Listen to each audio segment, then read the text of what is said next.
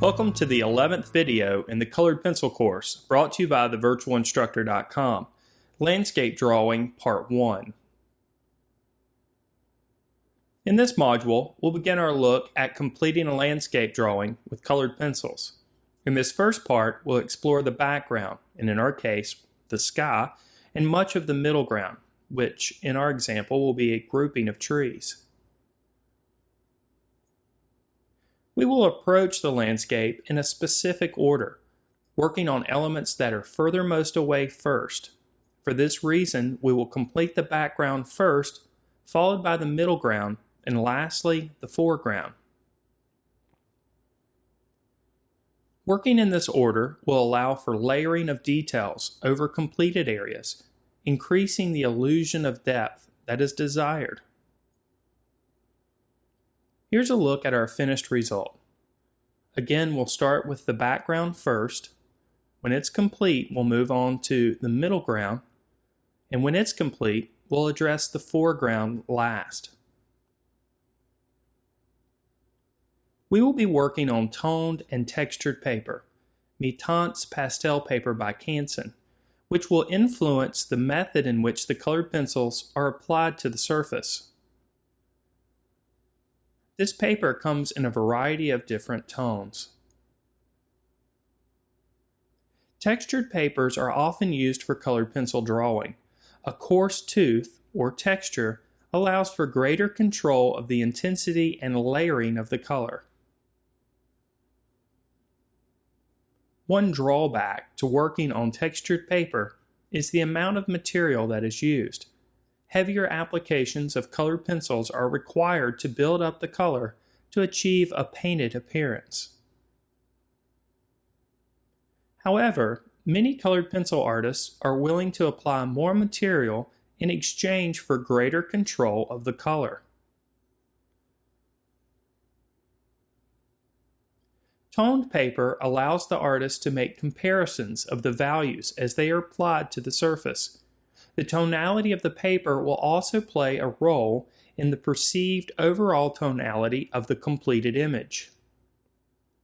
Toned papers will also allow contrasting colors to pop or stand out to a greater intensity. When textured papers that are also toned are used with colored pencils, consider that some of the paper color may show through in areas when the image is complete. Let's take a look at this process now. I'll begin by lightly sketching out the contour lines of the main elements in the scene. This includes the grouping of trees, the small shed that is in the center of the image, and a line to indicate where the foreground begins. Then we'll begin by addressing the background first. In other words, we're going to start at the top of the paper and work downward. I'll begin by applying light peach using directional lines. This is a light application. I'll layer over the top of the light peach next using cloud blue, again trying to keep my lines at a diagonal. This is going to allow us to slowly build up the colors that are observed in the photo reference. I'll go ahead and determine the location of the sun, and I'll use cream to do so. The center portion of the sun should be very light in value, but it's surrounded by yellow. I'll use lemon yellow for this. I'll begin to also lighten up the top portions of the sky using white. Again, all our applications at this point are very light.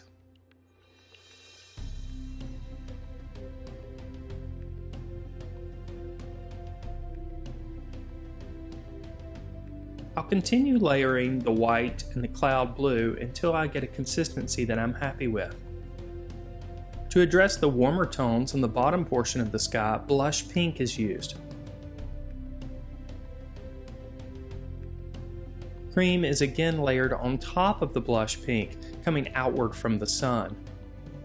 We're building up colors gradually here. Again, blush pink is used, this time for some of the initial shapes of the distant clouds. Lilac is also used to create some shadowed areas within the clouds. These colors are burnished using a cloud blue. With each layer of color that's added, the intensity increases. White is used on the sun to make the intensity of that value a bit lighter.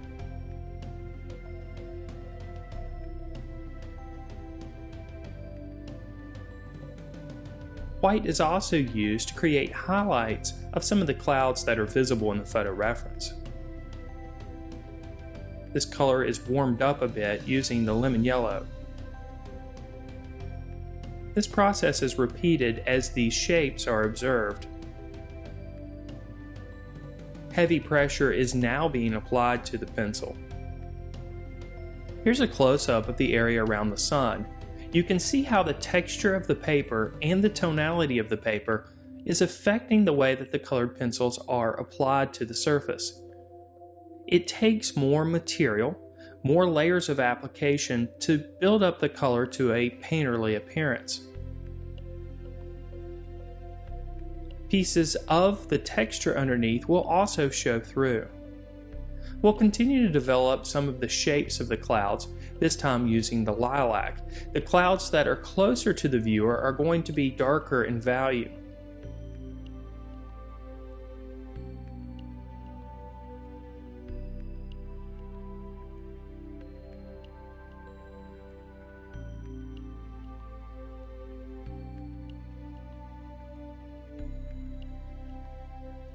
After these initial layers of color have been added, we'll burnish them using a cloud blue.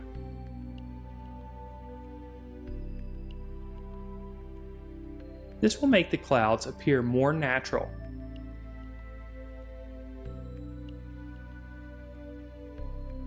A heavy application of cloud blue is being applied here. The light source from the clouds is originating from the sun, so it's going to be warmer and lighter in value underneath these clouds. We'll use the blush pink here to achieve a highlighted side. The intensity at the bottom of the sky is also pushed a bit further. True blue is used in areas on some of the clouds to make the shadowed side feel a bit more natural. This will add variety to the clouds and add a sense of depth to them. These areas are burnished using a colorless blender. A very light application of Spanish orange is used in a couple of areas.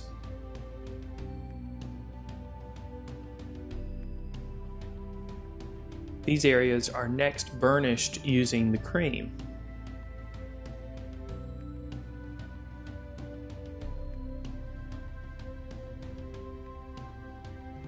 Cloud blue is worked downward from the sky, creating a transition zone somewhere in the middle of the sky. Cream is used upward into that blue area to smooth out the transition. At this point, our color is becoming more intense and strengthening on the surface. It's only after many layers are applied that we can achieve this ability to burnish, especially when working on a textured surface like we are here.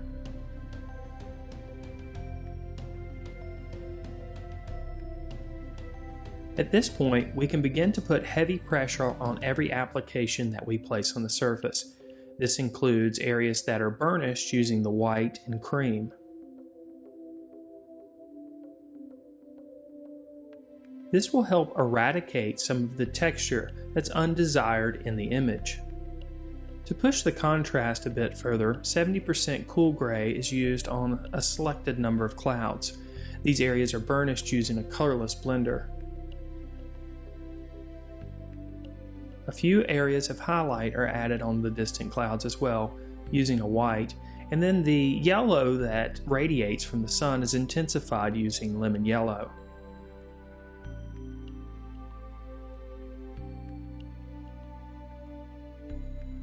Next, it's time to move our attention to the middle ground. At this point, the sky might seem very light and not very interesting, but this is because the tonality of the paper is very similar to that of the sky. As we start to add the layer of trees that happen below, the sky will become more intense as the contrast increases. To create these areas of trees, we're going to follow a process. First, we'll lay down olive green, Then we'll follow that with dark umber, layered on top with indigo blue. Then we'll burnish areas using white and a colorless blender. This first grouping of trees is more distant, so more white is used to burnish. We'll also address the small area filled that happens just underneath with a bit of beige and dark umber.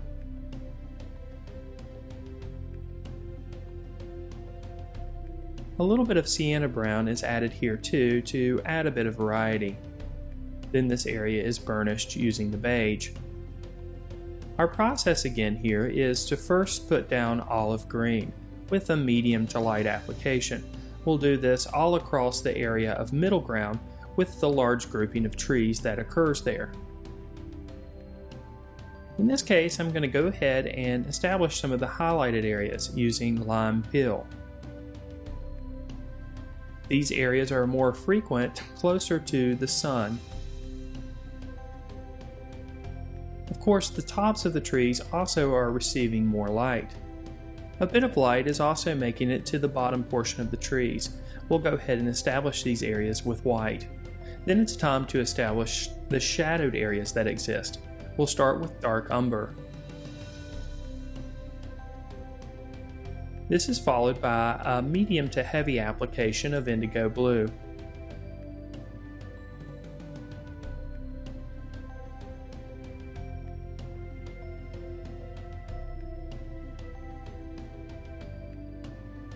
It may be necessary to go back and re-establish some of the highlighted areas. In this case, I'm doing so with lime peel. Then, the darker areas are burnished using a colorless blender.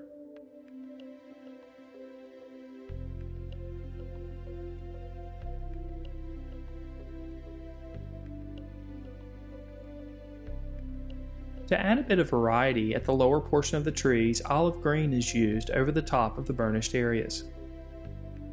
We'll continue this process working from left to right. If you are, of course, left-handed, you may choose to work from the right to the left. We'll intensify some of the areas of highlight close to the sun using a bit of chartreuse. We can also make the shadows a bit more intense here as well by layering the indigo blue and the dark umber.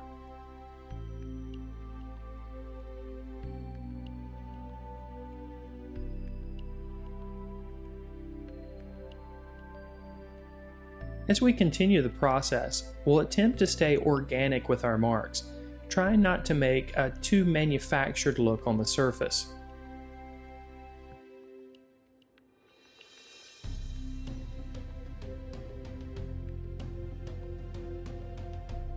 Generally speaking, darker areas are better burnished using a colorless blender or other types of burnishing techniques, where lighter areas are better burnished using a white or cream.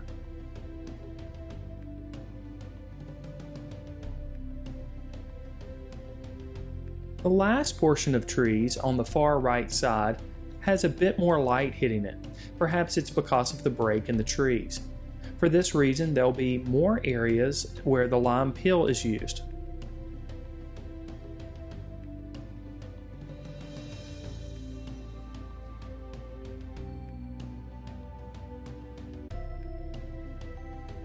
The last bit of highlight is added using the lime peel.